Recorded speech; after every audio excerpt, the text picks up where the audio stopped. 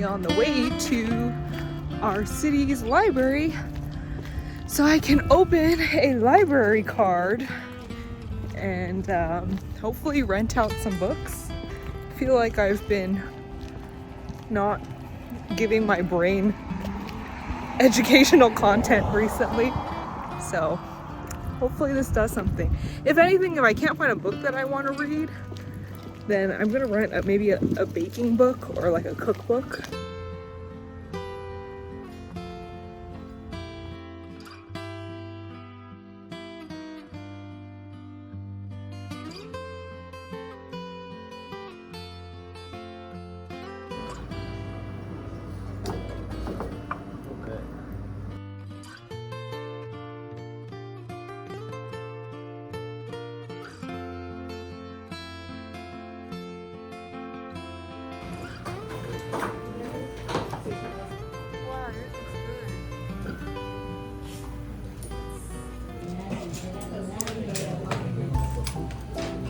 Wow, that's thin.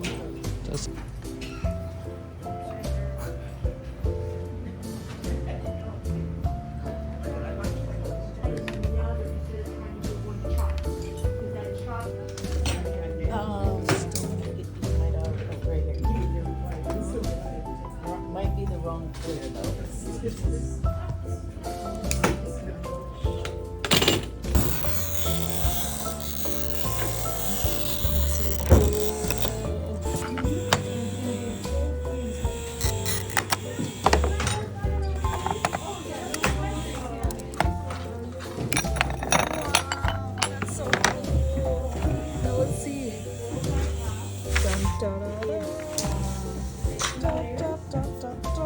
That's so cool. Oh my gosh. Coming loose actually. Oh yeah, you can see the glimmer.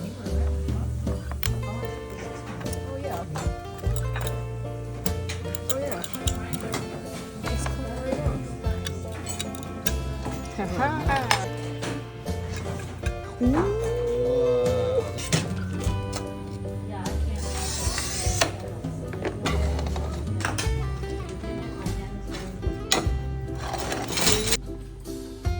Yeah, yellow's nice. Is there a lighter yellow?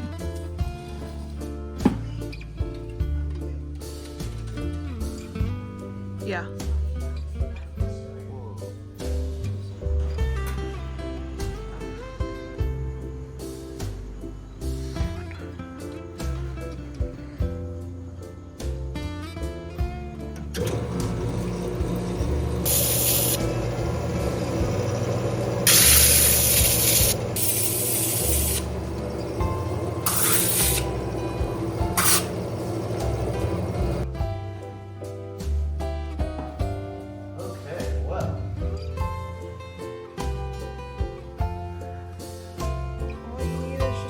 Max.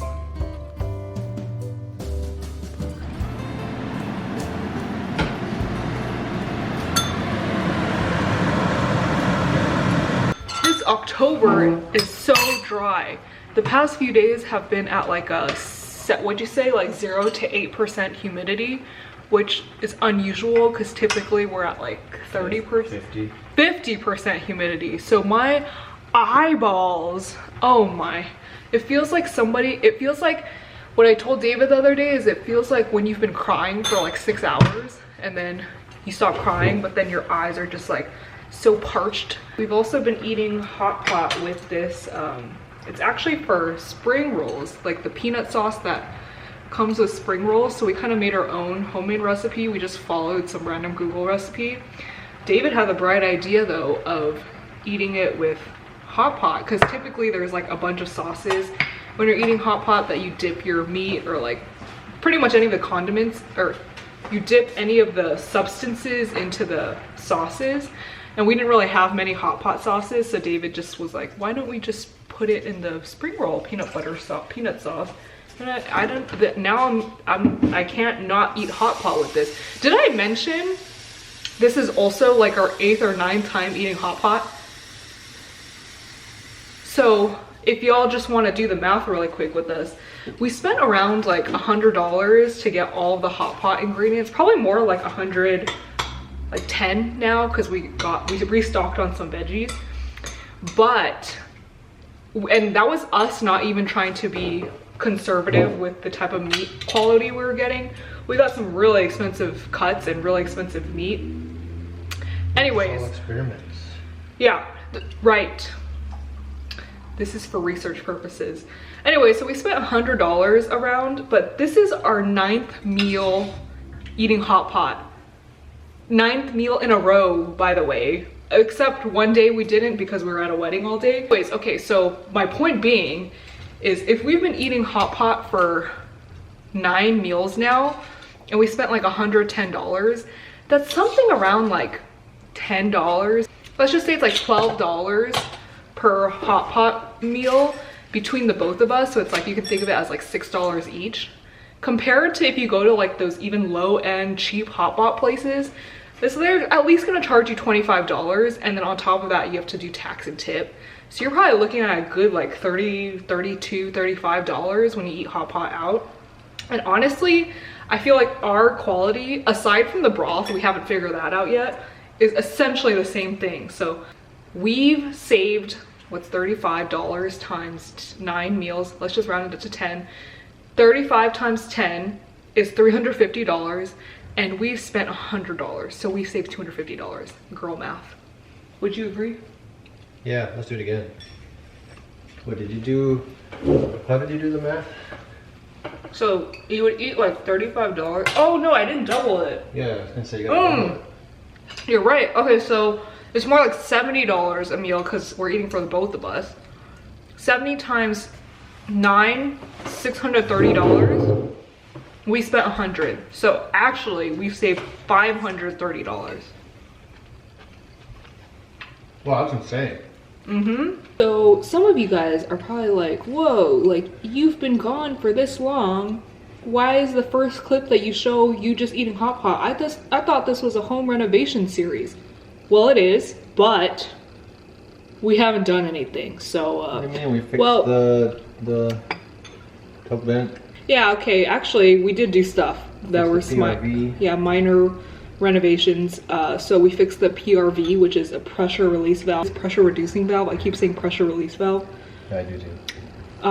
But that regulates the water pressure that goes into your house from the city sewer line, right? The city water line. City water line. So we replaced that because that should probably be replaced every 10 or so years, and ours was leaking. So when I say we, it's more David, but I'm just the assistant, aka I just hand him tools. We did that.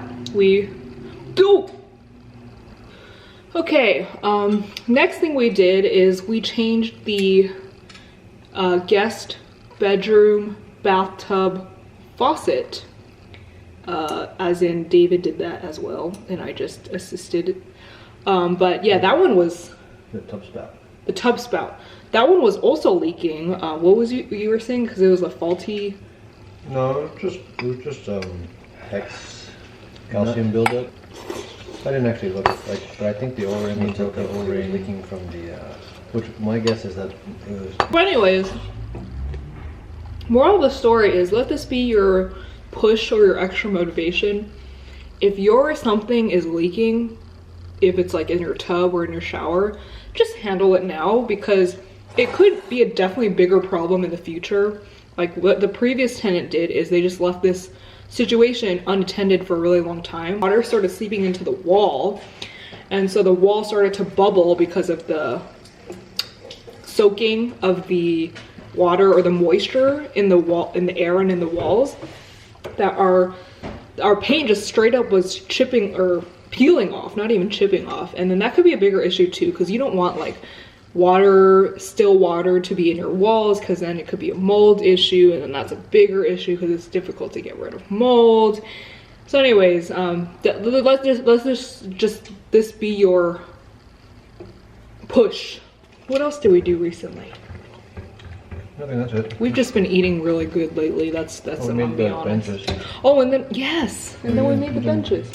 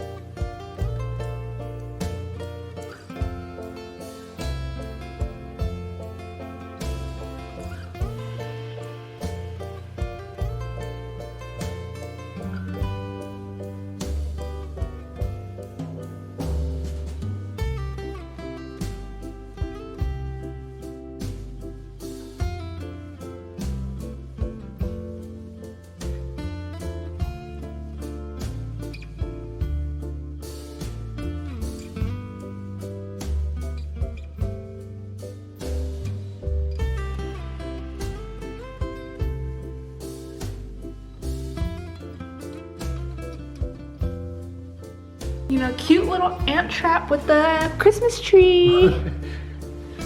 Looks very cute.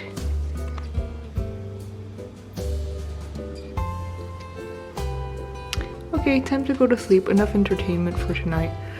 What a shot.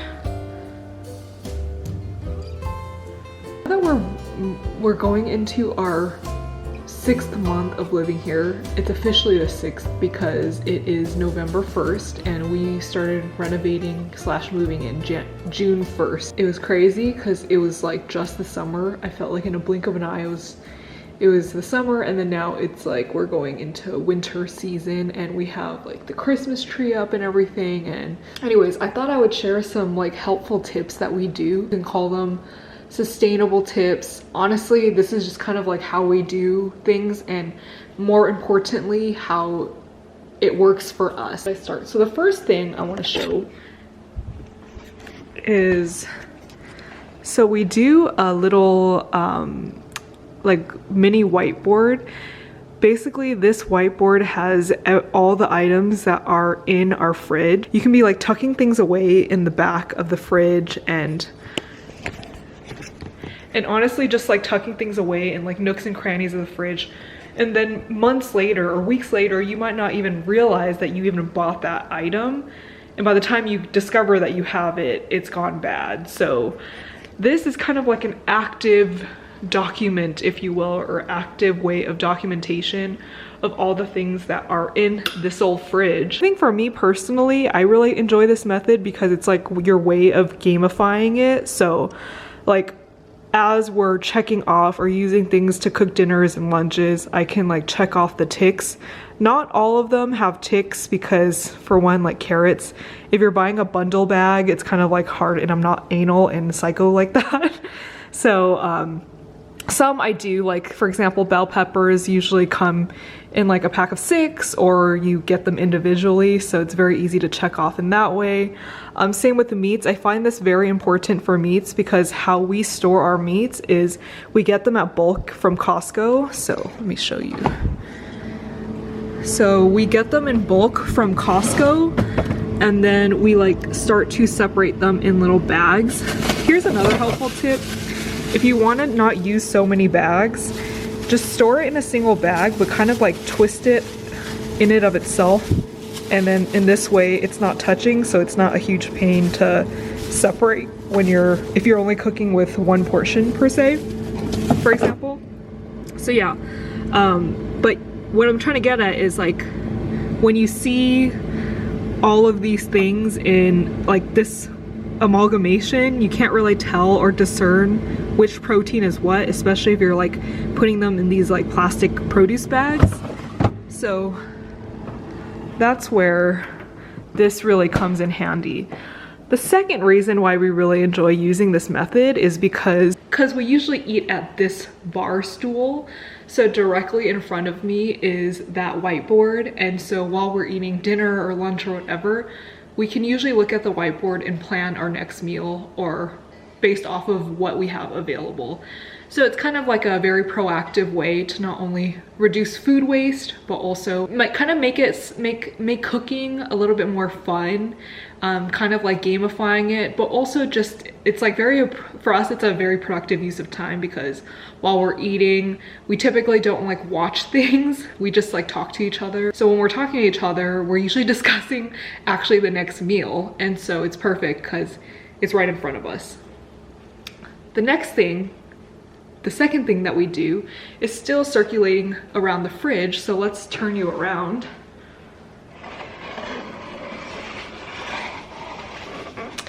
And that's the compost.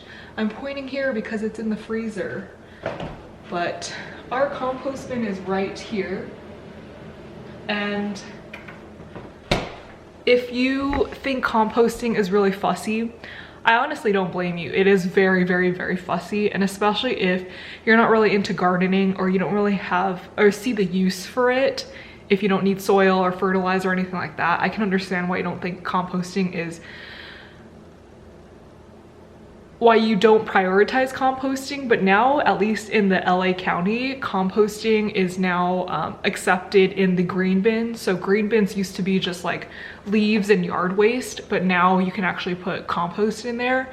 But if you want to take it a step further and extend the life of your fruit scraps or veggie scraps, you can always just compost yourself. You don't have to get any fancy tumbler or anything like that.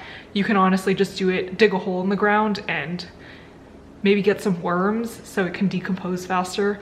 Since I live in a townhouse unit and we don't have too much side yard space, I just use a compost tumbler and try to keep it as far away from our living room as possible because it does smell. Anyways though, so I find it really convenient because let's say I'm cutting here, so I'll role play it for you all right now. So let's say I'm cutting here, cutting here. Typically what I do is if I'm only cutting like one thing and it's just very minor food scraps, I'll just kind of collect it in my hand and then just honestly bring it to the freezer to deposit it. But if I am doing a whole like dinner worth of prep, I'll just take out the compost bin and keep it very accessible to me while I'm cutting, and I can just, and then deposit. Another thing we do too is put our coffee grounds. Since we make coffee on our Breville every single day, we put coffee grounds in here too. And the thing with coffee grounds is, since sometimes it still has a lot of moisture, if your espresso shot didn't pull a lot of the moisture out, it'll start to mold. So we pretty much deposit our coffee grounds into the compost, I would say like every 2 to 3 days. So I'll show you right now. But look at this, I'm being so visual. I just did it recently. You can't really tell that there's much coffee grounds in there. But another tip we do is we just keep like a tiny little fork in there, because if you are keeping your coffee grounds in here and you want to prevent molds forming, the best thing to do is kind of air it out. And by airing it out, so typically they're in little discs, but we just crumple it up, because as it's getting crumpled, the water can evaporate out of it a little bit faster. But anyways, so pretend this is full. All we do is just deposit it into the compost bin, and then ta-da! It's very no fuss, at least in our opinion. Next tip. So you know, sometimes you're like washing your veggies in the sink and you might have a bowl of water running where you're just rinsing off your vegetables. Well, in the past, when I would, you know, wash these vegetables in such a big bucket of water, and honestly speaking, like the only really thing that's coming, that is the only residue or sediment that is in the water is just like dirt. So it's not really a big deal. I actually blanched some bok choy in this boiling water. It's cool now, but once again, like this is pretty clean water. So what I will do with this is actually water my outdoor plant. I mean, sometimes we use this water for indoor plants as well. So actually, let's do it for an indoor plant just so I don't have to open the door. So like this ZZ plant could use some water. It's looking a little parched. So ta-da! There you go. If anything, I also like to think that it's a little bit more nutritious to be giving your plants like vegetable water or fruit water. I don't know, I just think like maybe the extra sediment is like nutritious for them. So y'all remember when we first got this AeroGarden, when we first moved in? This AeroGarden has just gone crazy, and I feel like we have discovered the biggest life hack of getting unlimited herbs. We're in the trial phase, so don't quote us on this, but David and I had the bright idea of so the herbs in the 6 original pods were just getting way too overfilled. It was way too overcrowded. So David and I had the idea of what happens if we take the pod out of the actual housing environment and then put it in its own separate jars, but still put the jars close enough to the LED light that it could still feed off of the grow light. And then we'll occasionally just put plant food. It's along the regular schedule that you should do for your AeroGarden anyways. And so far we've done this for like 2-3 weeks and the plants are, the herbs are still going. So I feel like it is successful. Not the basil. This one's the parsley. We just cut off all the parsley recently to make chimichurri. And then this one's the basil, this one's mint, this one's Thai basil. And then what we did is, so the dill is still there. Dill is the original one that comes with this herb pack. And then the thyme is still there too. But we ordered different herbs from a different AeroGarden pack. And we just ordered the 6 cherry tomato ones. And we're starting to basically maximize the use of this housing environment and create different or produce different herbs and produce that we could be eating. So we left one empty because you want to prevent overcrowding. I honestly probably should have left this one empty, but oh well, what's done is done. So what we're doing is pretty much starting a whole new environment of seedlings that are now going to become mature plants. One last thing we do that just seems like really self-explanatory is we don't use like paper towels, like one-time use paper towels. We just constantly have these type of rags like all throughout the kitchen. So there's one on the kitchen sink, there's one on the oven, there's one, we use this one typically when we're frothing milk for coffee, but like pretty much we just use them to wipe our hands, to wipe off any bowls, dishes, wipe off the counters. And then as you would with any other laundry, we wash it like once to twice a week, depending on how dirty they get.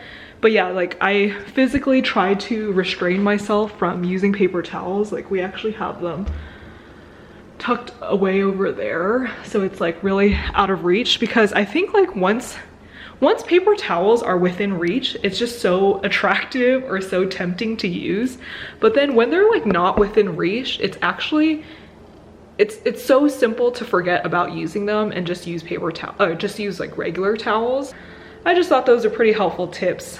So yeah, hope you enjoyed, or hope you found that interesting.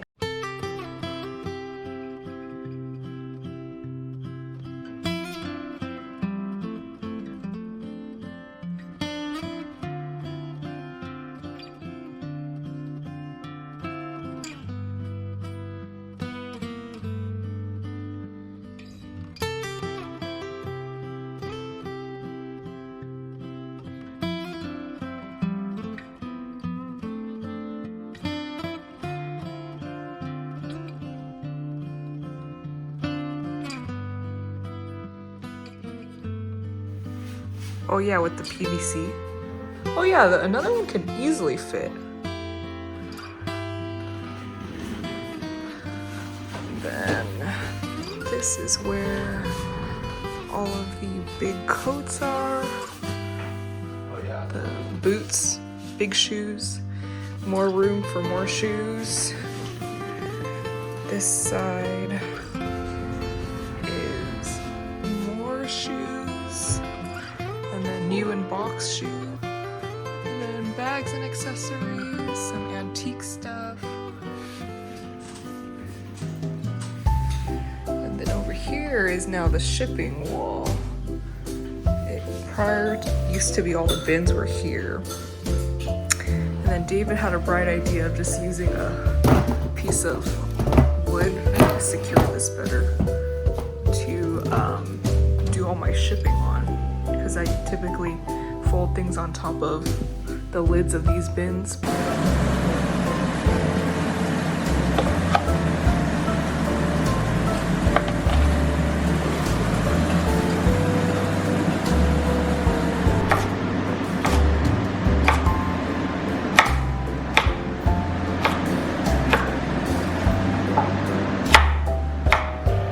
Gotta eat it like this. Look at this bad boy. Top it with all the mushrooms. Oh.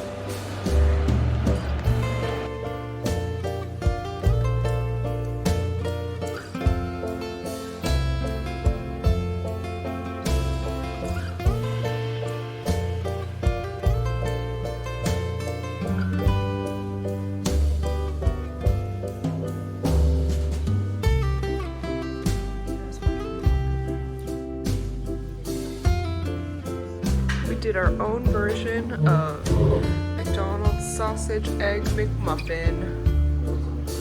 I mean McGriddle. Yeah, we discovered recently that we like McGriddles.